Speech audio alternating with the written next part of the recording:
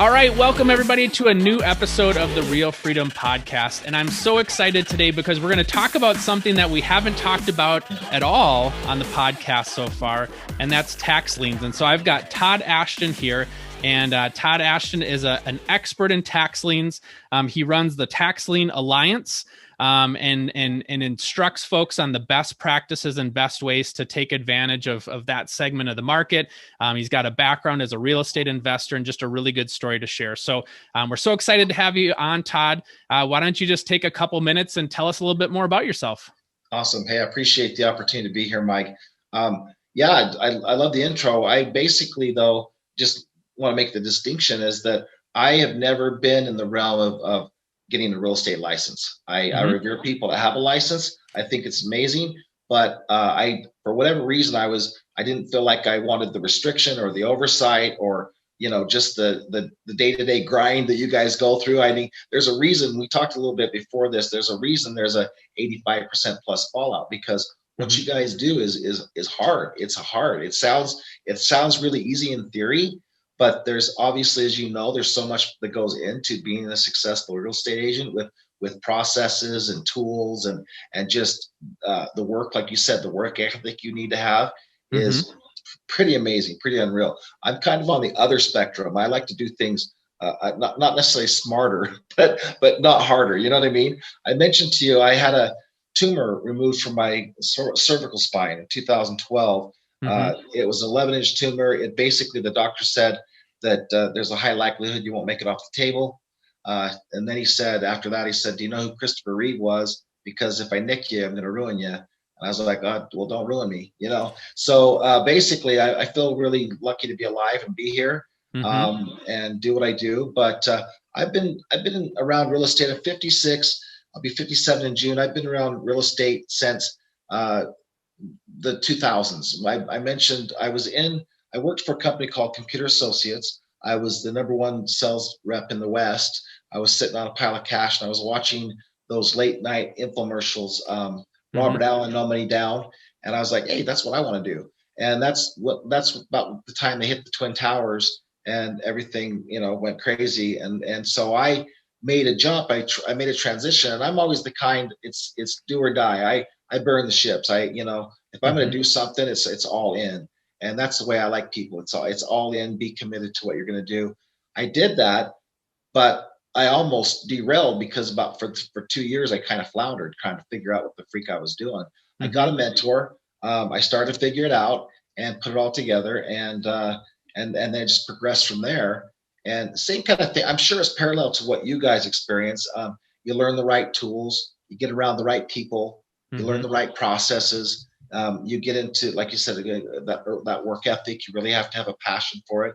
When I talk to people and they're interviewing me because they want to get into what I do, I also interview them. And I'm saying, look, I look for people that have passion and desire. That's number one, because that's going to propel you through the lean times and the hard times. You've got to be committed to a work ethic. Like you said, time's involved. You can't just wish it to happen. You've got to work and make it happen. You've got to be, even at 56, I've got to be malleable and teachable. Just like talking to you, I'm open to learning from you. You talked to me before the podcast about a few things that'll help me in my world. And I'm like, man, this is amazing. You need that kind of interaction, that reciprocity, you know what I mean? And you learn through that. And then the last thing, obviously, is you got to have the ability, the fun, so to speak, to engage, because you can't just wish, I'm going to go buy a portfolio, or I'm going to go out and invest in liens. It's, well, with what? What's the plan? What are you doing? And I've literally taken people that have nothing and helped them turn that around very quickly. I've been a coach and a mentor for years and years. I've mentored for one of the biggest companies back in the day before the crash, National Real Estate Investors. They had over 40 coaches nationwide, and each of them had 30 to 40 people in there a week that they coached in half hour to 40-minute sessions. And then all the questions would bubble up to me. So I was the buck stop there. And it was funny because I became the VP of investor development for a company called Nouveau Riche back in the day. And we didn't have this kind of thing. We didn't have Zoom or anything. So there was no video, but they'd have audio. And there'd be literally hundreds of people on the call every Friday. And I met a group down in Scottsdale. We were doing an event in Scottsdale, and they came up to me and says, "Hey, I just wanted to let you know we had a group of guys that were trying to stump the coach. We're trying to stump Coach Todd, and we knew that we were, that you didn't have all the answers. So we were deliberately throwing out stuff that we figured was going to stump you, but you always had an answer for us." And I said, the secret is like, I've been around it so much. I kind of, you hear the same things all the time. You know what the answer is, but so it wasn't necessarily magic. But yeah, I've been around the block a bit. But after the crash, when things derailed for everybody, I had to find something else, and I knew that real estate was the answer. I knew that real estate had the ability to propel me in the direction I wanted to go financially, as we've spoken about. But I wanted to be something that was reliable. It had to be duplicatable, replicatable, easy to implement, easy to follow, and or at least simple to follow. Not necessarily easy, but simple to follow. It was process driven, and have outcomes that I could foresee. I knew that if I did this, and this, A plus B plus C equaled, at D, and I could get to the end result. So I worked for a company called USTLA, US Tax Alliance. They're out of Sacramento. They were at the time, I don't know if they're doing now, but they were the big boys back then. They did seminars all over. The kind of people get all excited and run to the back of the room and throw their credit card down, and they get roped in. And then literally what I found, and the reason I left them, I ended up leaving them, is because I realized that whole seminar thing is designed to get people excited and keep them in a system, and then upsell them and cross-sell them and keep them on the verge of almost doing something, but then always feeling like they need something else to get there. And so people literally end up mortgaging their houses, to be in their mastermind group and be able to sit with them each month, the owners, and with a group of mucky mucks going, "What are you doing?" "Oh, I don't know." "What are you doing?" "Well, I don't know." "What are you doing?"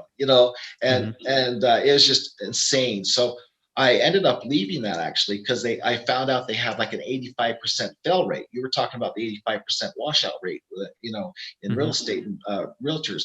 Same thing. People, literally, if you got 100 people doing in the room, maybe 10 of them would be successful. 5 or 10 of them would be successful and put together. And I didn't want anything to do with that. So a couple of years after I left, I had people literally approaching me and saying, "Hey, we need you back. There's a void. We want your expertise. We need your direction.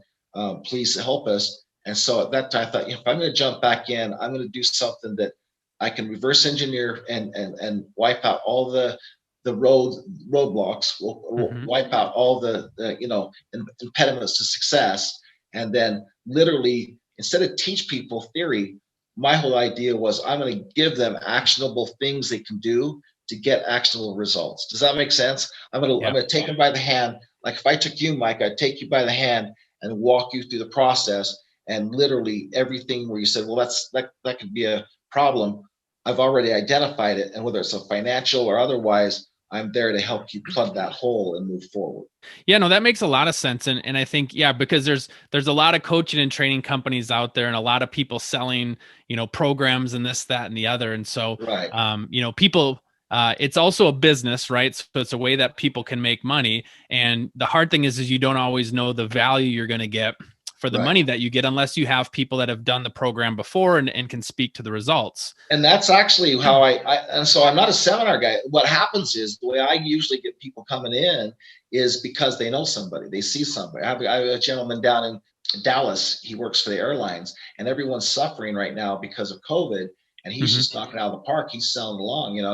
He's driving nice cars. He's dressing nice. He's eating out. People are whatever. He's got the financial stability to do that, while everyone's kind of like, hey, I'm kind of in a grind here. I'm kind of in a ground down to nothing. I can't do anything. I'm in COVID. I'm in isolation, and he's still knocked out of the park. And people are saying, "What are you doing?" And he's saying, "Well, I got a guy." And they're like, "Well, good. Can I talk to your guy?" And that's usually how I get it, is people like that. I'll tell you a quick story just to give you an idea what I mean about removing the roadblocks. I had a young lady back with USTLA, Kathy Lou. She approached me. She had a little boy that was like 4 months old, her significant other had left her, her boyfriend left her, or she lived with her parents. And so she was basically, she's a realtor in Orange County, Florida. Mm-hmm. And she was basically the breadwinner for 4 people. She was feeding herself, her parents, and her baby boy. And she came to me and she said, "Hey, I've heard great things about you. I know everyone's wanting to get in your schedule. I really want to do this, but if I commit to doing this, I really want to know that I've got a clear path." I committed right then and there to her. I would do everything in my power to help to guarantee her success, give her a success guarantee. And that's what I do to this day. As long as you work with me and do what I say, I will guarantee you will be successful, because I've seen it over and over and over if they follow the process. She said, okay. She said, well, if I pay the engagement fee, I'm not going to have any money to do anything. And I said, that's okay. I've got you covered. I've got people in the back. I know people. I can make a phone call, get you hooked up, get you other people's money. Instead of you going out and teaching you how to do it, I'll do it for you, basically. And so she said, okay. She said, I trust you. I'll come on. She found a property, a tax deed property in Lake County, Florida, right on it's called OTC, over the counter. It was right in plain sight. She found it. She needed $18,500 to buy it directly from the county, $18,500. I got her the money. She for 10% simple interest, short-term loan. She went and bought it. It was in pristine condition. It had been come out of probate, so it was in pristine. It was like a museum. It literally had, I think it still had possibly furniture in it. I mean, it was nice. And all she did was get a realtor in Lake County, Florida, to list it, put it back on the market. She bought it for $18,500 using other people's money. She sold it for over $165,000 within 4 months. So she went from zero to hero. She pocketed, after she paid off the loan and paid off the realtor who their points for putting it on the market.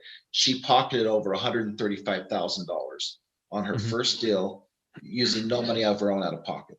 And so they literally took cameras down there. USTLA took cameras down there and filmed the whole thing, because she knocked it out of the park. Well, that kind of set everyone. After that, everybody wanted in my, they wanted to be in my schedule. I was literally working from 9 a.m. to 9 p.m. Monday through Sunday, trying to go, take care of all these people. And but that's when I realized, why is this happening?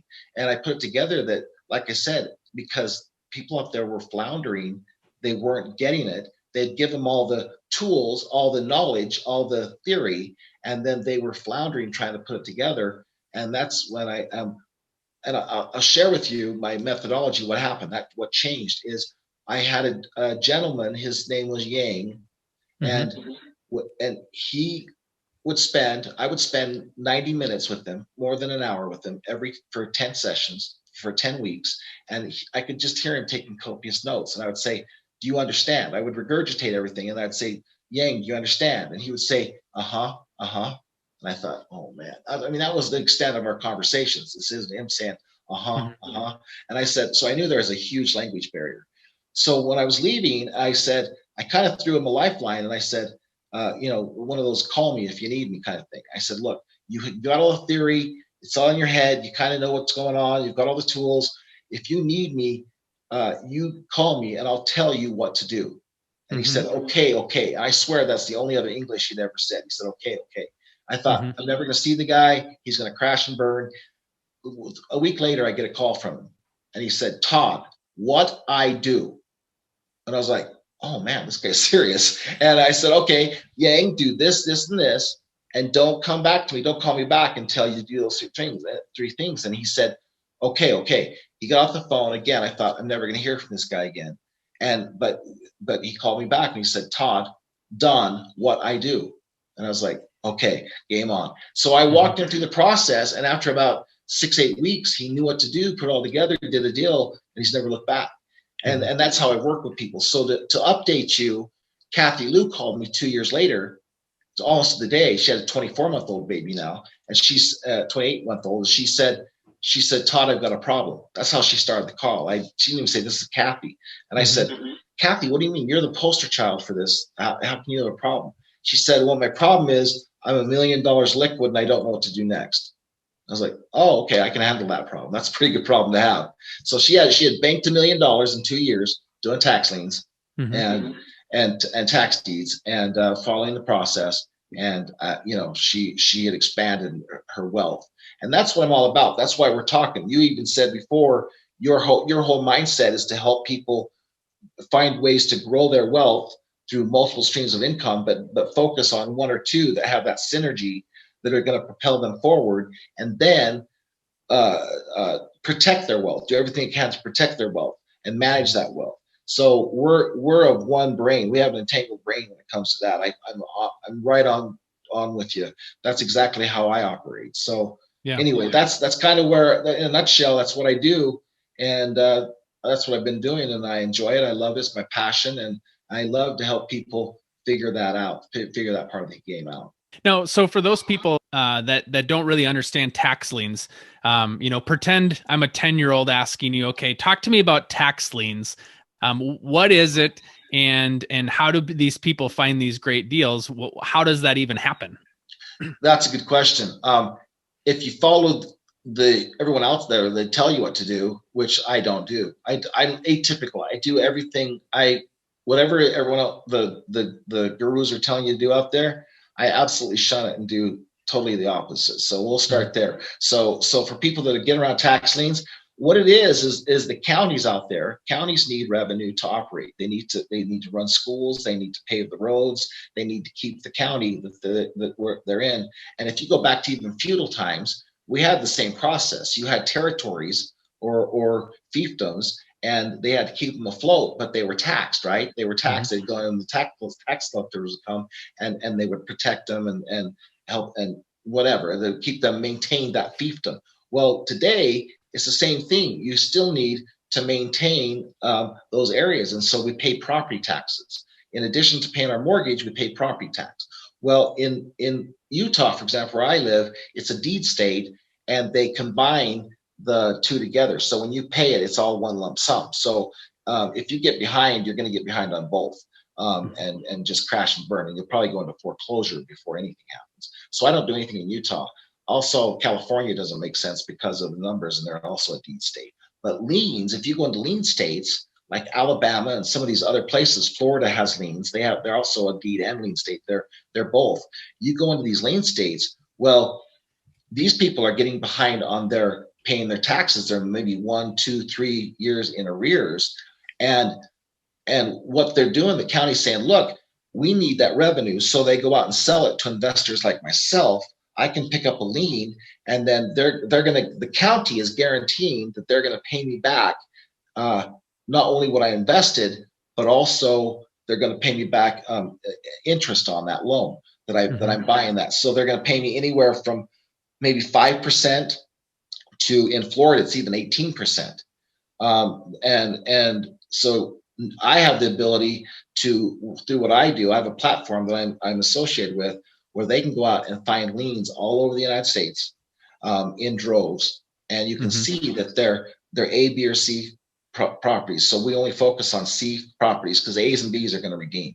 Multifamily units that are brick and mortar A plus units, they're going to redeem. I don't worry about those. But there's the people that you see that are in residential homes that are 3 or 4 years in arrears, and you can see, hey, there's a problem there. And I go and identify in that, and then I help them. Either it's catch release, either say, look, I'm here to help you if you, and I'll get you out of that situation, or they get indignant and say, no, I'm gonna pay it off.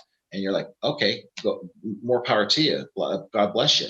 And so I'm really in the market to create a win-win-win situation. I want to help the people that are really struggling.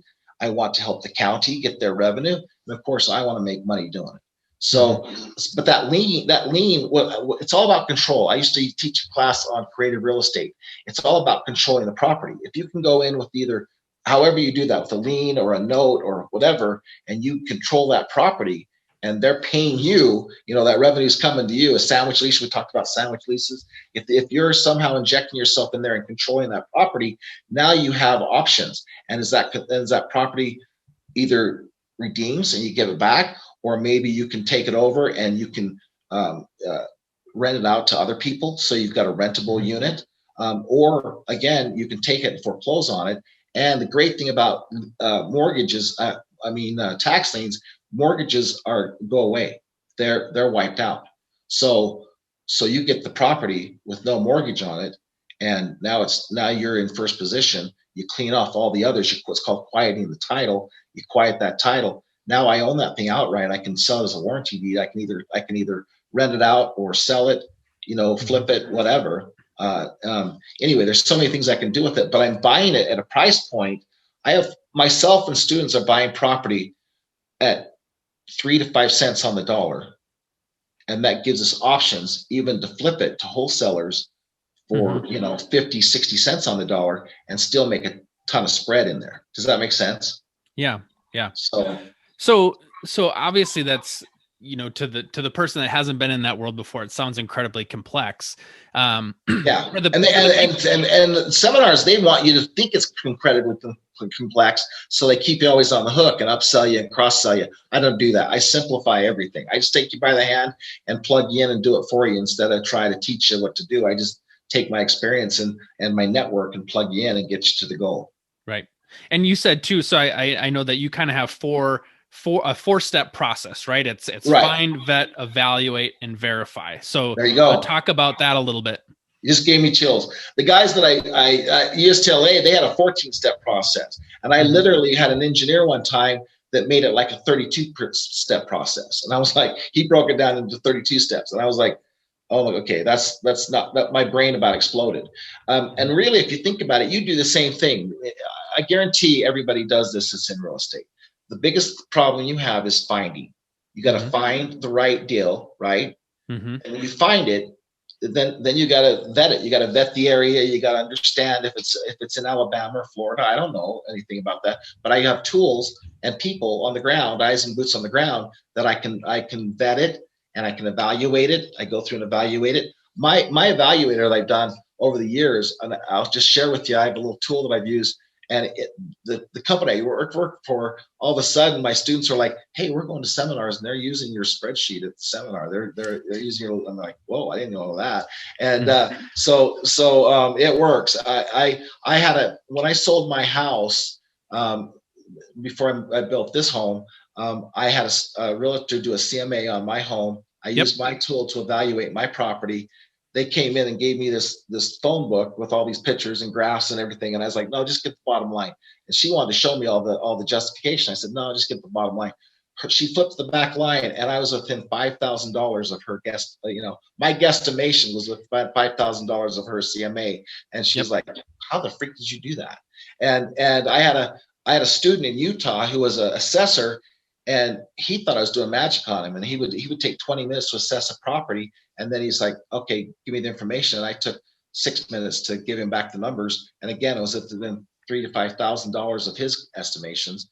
And he thought I was doing voodoo on him. And we did that for 2 hours straight on 4 or 5 properties. Finally, he says, do you mind if I use your spreadsheet when I evaluate properties? I'm like, go for it. So and we could talk all day about that one. That's kind of that's a side note. But basically, it is. You got to find the property. You got to vet the area and understand what you're getting into. You got to evaluate the property, make sure the numbers are all there. And then you got to verify everything. Make sure that what you're seeing and what they tell you, that it didn't get scraped off Mother Earth in the meantime. You got to verify that all those things add up. That's really the 4 things you do, and then you pull the trigger. And you do the same thing, I guarantee, whether it's a wholesaler, retail, it doesn't matter, fix and flip, you're going through those same 4 processes over and over, whether you know it or not. Now, there are details that could make it a 14 steps process. There are details that could make it a 32-step process. But that's the devils are in the details, but that all presents itself with each deal. As well as I do, each deal presents itself and it's got a whole different complex way, to go, oh, we got to crack this nut. Then you can decide, well, do I let it go or do I really want to double down on it and go through the process?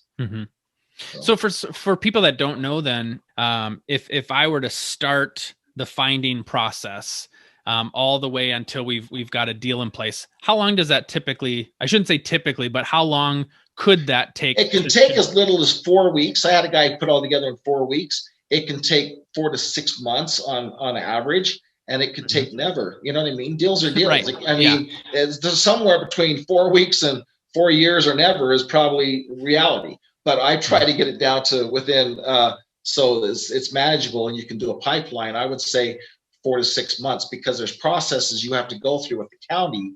And now that's kind of been elongated now because, that movie animation where you have the sloth, the DMV, and Yes. that's literally what you're working with the counties, you know what I mean? Times 10 with COVID sometimes, you know what I mean? And so you got to find ways to figure out how to work into their processes, because it has bogged down, slowed down. But this is where I come in. All those redemption periods, I know how to wipe them out. 3 to 5 years, I wipe them out. I know how to circumvent them. All that time frame, I know how to circumvent it. It's doing cash for keys. Once you identify the person and the problem, and some skip tracings involved in there, I can isolate that person. I can give them a call. I can find out what their situation is, and I can present multiple options, or catch or release, let them go and do what they want to do. So I do things all behind the scenes while everybody's out there rushing to these auctions. They're never going to be successful, but go knock yourself out. For everybody that's going and getting lists from all, like the USTLA will give them all these lists. Those lists are useful. It's open to everybody, it's public information. Everybody has it. So I have access to a platform. It's a proprietary platform that people can come in, and there's two ways they can do it.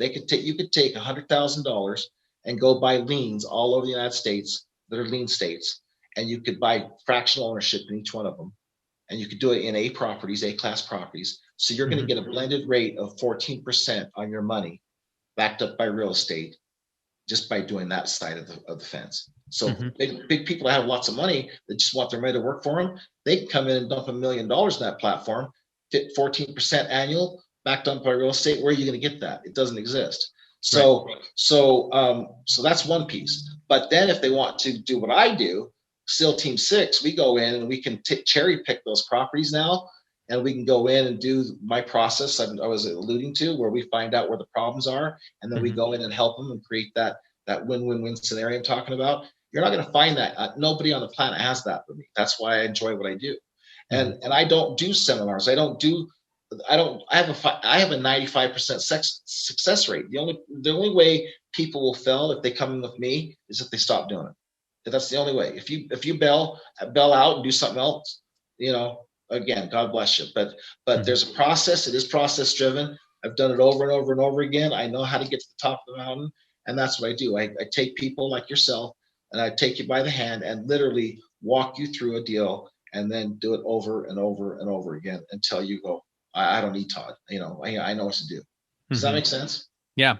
No, that makes a lot of sense. So why, if I'm looking at different opportunities in real estate, or maybe I'm not even real estate, because I assume you don't even have to have any sort of background to be able to get into this. No, actually, I can take someone from ground zero. I can take people that have a lot of interest, experience, and I can tell you stories about that, or no interest. I mean, no background, no experience, and the results are going to be the same if you just follow my 4 steps and follow my lead. Do the work. Yeah, do the work. Yeah. So what's the benefit on the other side, right? So in this podcast, we talk about real freedom, right? So you gave the example of your gal that had that first flip that went so well, and now she's got $1 million in liquid cash that she doesn't know what to do with. What are some of the other benefits, or the things that you've seen on the positive front, where people come out of this and have just really benefited in a positive way for freedom? So over and over, that she really hit it out of the park. But over and over, my spreadsheet's geared. It'll tell you if you can squeeze out 20K from a deal, that's what I call a base hit, and just get it and get it off your plate. That's 20-30,000, and you can just keep racking them and stacking them. That's really where I work. That's what I do. And there's so much opportunity, and with COVID, it's become unreal. Like I said, if you just focused on Alabama and Florida, you could spend the rest of your life doing stuff there and never. I mean, there's a lot of business. I had a gentleman in Switzerland, and he has a fund of people that follow him, and they set him up to do. He'd done tax liens. He'd learned the whole business. I'd been his coach back 10 years ago, and I went to him after I had established my methodologies and was firm in what I was doing. And I went to him and I said, hey, you need to come do this with me. He said, why would I do that with you? You're my coach. I know how to do this. I'm a fund manager now. I do this. And I said, well, how many properties have you bought in the last 2 years? And he said, probably about 25, 26. I said, so you're averaging about one a month. You're doing pretty good. And he says, yeah, and I'm enjoying it. I'm having fun. I said, okay, of those 25, 26 properties you bought, how many have you been profitable on? And he was dead silent. And he's like, oh, where do I send the money? You know what I mean? So because I can take someone like him, like I said, even at his perspective, and help him scale. So, yeah, that's why I love helping people that have no experience. And I can tell you over and over and over stories of where people just came in. And I always say, okay, when you're successful, I want to break bread with you. I want to meet you face to face, and you owe me a steak dinner. And I can't tell you how many steak dinners I've gotten over the years, because I've helped change people's lives and got them to where they got out of the rat race. They achieved what their goals financially, and they were full-time investors doing what they love doing. And they accredited it to me and said, I'm here because of you. I had a gentleman, I was doing that class I alluded to, creative real estate down in Scottsdale, Arizona. And there was a gentleman that became one of the premier REO specialists, bank owned property specialists in Utah. He would go to banks and negotiate deals, and this was back when they didn't know what their head from the hologram. They didn't have the processes in place that they do now to make it they were getting raked over the coals. They were getting taken advantage of. The banks were, and they knew it. But he was one of the premier guys. And I asked him a few years after that Scottsdale, I said, man, where did you learn to do all this? And he looked at me with a blank stare, and his jaw dropped. He said, from you, Todd. And I said, what? You were never a student of mine. He said, dude, I was on the front row of that 3-day class taking copious notes. I wrote down everything you said. And then after the class, remember, I called you many times through the months. I'd call you and say, what about this? What about this? What do I do? What do I do? And I just basically helped him do exactly what I'm telling you about. I helped him do and walk through the process and gave him all the tools or whatever to get success. And once he did a few deals, he became the premier guy, and he accredited to me. And I was like, wow, that's pretty cool. I didn't even know that. So I love having that kind of influence on people's lives, where I can give them ideas and tools and processes that they never even knew existed, that are right there in front of them. It's over 200 years of case law, with tax liens.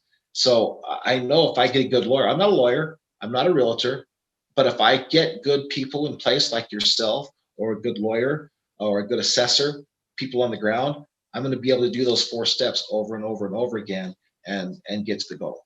So what does the future then hold for you? So thinking about, your personal freedom and what you're building and how you're helping people, where do you see your career taking you in this? Yeah. So I got into podcasting kind of like you. I kind of fell into it. I've done a few podcasts now where people are like, hey, this guy's real. He's approachable. He's sincere. I'm not trying to bamboozle anybody. I have a sincere passion to help people, and I want to engage people, but I don't want to do the seminar thing. So I don't see myself going in that direction. But I was talking to you about doing more podcasts and getting the word out through the podcasting and how I can get into that realm. But for me, even if nobody ever approached me again, I mean, I'm set. I know what to do. I can tell you a story. I went and found and this is documented. You can go out and Google it.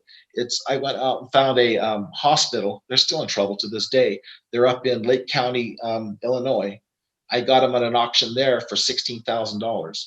It was a $3.6 million hospital that had lost their licensure due to the state. They hadn't kept up with the licensing, but they had 10 other plus facilities all up and down the eastern seaboard, but they had lost control or sight of this one.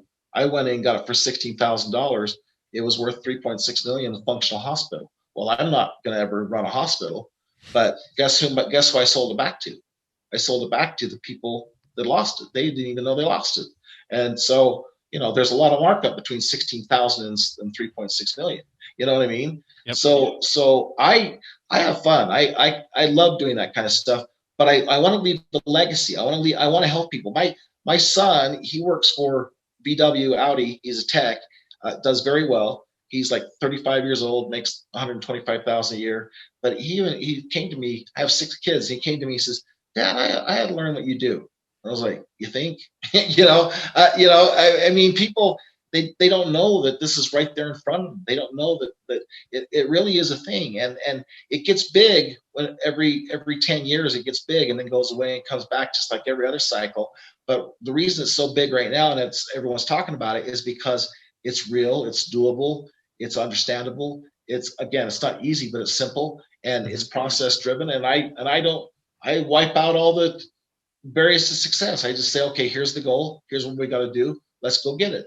And once they taste that success, all the light bulbs go on, and all that 10 weeks of theory that they would have gotten, all of a sudden they're like, oh, wow, this makes sense now. And because they did it, it was doable. It was that replicatable process that I talked about. Yeah, no, that's phenomenal. And I know a lot of people watching this or listening to this probably will have a ton of follow-up questions. So for people that have heard that and have those follow-up questions, how do they get a hold of you, or what would you like to share with them? Yeah, please, guys, I'm very approachable. I don't read my emails because I get hundreds of them. So I am at toddashton@gmail.com, just my name, TODDASHTON@gmail.com, 2 Ds. But you can call me at 801-358-1496 or text me, 801-358-1496. You can engage me directly. I had people, after they saw podcasts like this, blow up my phone on a Sunday and say, "Oh, I don't even know if this is you, but I got this number, blah, blah, blah." And I was like, "Yeah." And they're like, "Am I actually talking to you, the owner?" And I'm like, "Yeah, I'm not talking to some minion or whatever." Todd automated texting exactly. service. No, yeah. I'm here. I'm approachable, so let's do it. I'm on Facebook. I'm on LinkedIn. I mean, there's so many ways that you can engage, either Tax Lien Alliance, follow Tax Lien Alliance, or myself, Todd Ashton, directly. But just engage me. I love, like, my approach with, like, lawyers. I love lawyers that just give you a set rate and they don't talk about doing any type of, what do they call that? Where they put you on a retainer, you know what I mean? And then they just keep telling you the price is this every time they engage you. Every time you pick up the phone, they're nickel and diming you. That's what the seminar business does to you. They nickel and dime you to death. I don't do that. It's a one-time engagement fee. Where I'm different, it's a one-time engagement fee and it's lifetime. I have people who've been following me for years, and that's how, again, I get people through referrals, but that are successful and are doing it. But they engage me, they have me for life. I'm not going to lose their number after a year. If they call me they're like Kathy Lou, they call me back in a year and say, "What do I do?" I'm there for them to help them to the next level. Does that make sense? And then I have that 100% success guarantee that nobody else will give. If they engage me, they're going to be successful because I will sincerely knock out every roadblock to success and help them get where they need to go, if that makes sense. Yeah, no, that's wonderful. And yeah, we certainly could have follow-up episodes down the road, but thank you so much for your time. Thanks for sharing. And if people are interested, we'll make sure that you've got the information to reach out. I appreciate it. Let me just leave with this one thing, guys. The 2,000 to 3,000% actually freaks people out. They can't wrap their mind around it. I can show them example after example, where it's social proof. We've got it. We've done it. But if you just approach me and say, "I want 14% on my money backed up by real estate, how do I get into that fund?" It's free. It's accessible. There's no monthly cost. Put your money, instead of putting it in the bank, put it on the platform where you're getting 14% back annually. And then if you want to engage me on other things that you can do, I'm like you. I'm gonna do whatever I can to help them. What was that word you said? You said it best when you said, when they engage me, if they leave in 10 years down the road, I'm going to make sure they left with more money in their pocket when they left than when they engaged me. Right? Yeah. And that's exactly that. That would be my tagline. That's exactly what I do. That's why I resonate so strongly with you. Awesome. Well, thanks so much, Todd, for coming on. We appreciate you sharing and look forward to your future success.